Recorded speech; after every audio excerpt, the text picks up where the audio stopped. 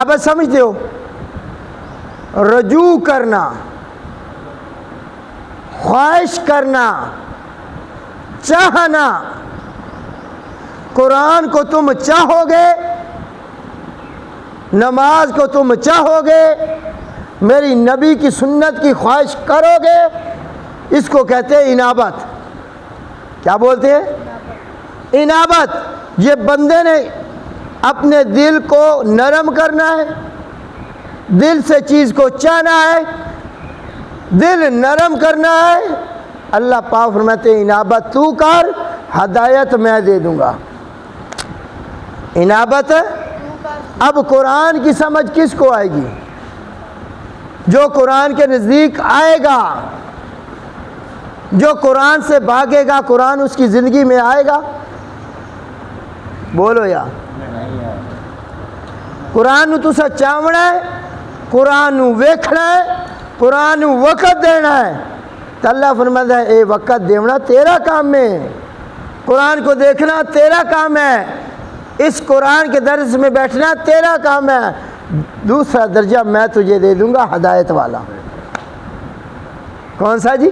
اب ایک بندہ، مثال دیتا ہوں آسان سی، حضرت عمر نے جب تک اسلام کو نہیں چاہا تھا، اسلام آیا تھا؟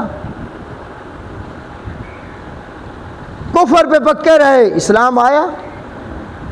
لیکن جب چاہا، جب بہن کو کہا کہ کیا پڑھ رہی تھی مجھے دکھا دے، تو انہیں فرمایا انما المشرکون نجس، تم مشرک ہیں، تو پلیت ہیں، کہ اللہ دا کلام کیے پاک ہے۔ اے مشرک بندہ انہوں ہاتھ لا سکدا؟ جا پہلے غسل کر، اے اللہ بھی پاک ہے تے اللہ دا کلام بھی کیے، تے پلیت بندہ انہوں ہاتھ لا سکدا؟ پہلے جب تک نہیں چاہیا تو ایمان نہیں آیا، تو جدو چاہیا تو بہن آکھیا غسل کر، غسل کیتا، پھر او اللہ دا قرآن سورۃ طٰہٰ دی آیات جدو سنائی گئیاں تو حضرت عمر رضی اللہ تعالیٰ نے دلوں سنیا۔ کدوں سنیا؟ اس نوادن ادابت۔ کیا کہتے ہیں؟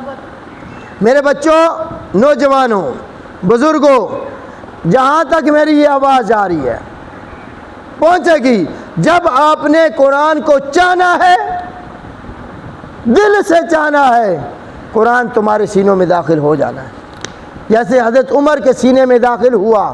اب عمر نے چاہا تو قرآن آیا، عمر نے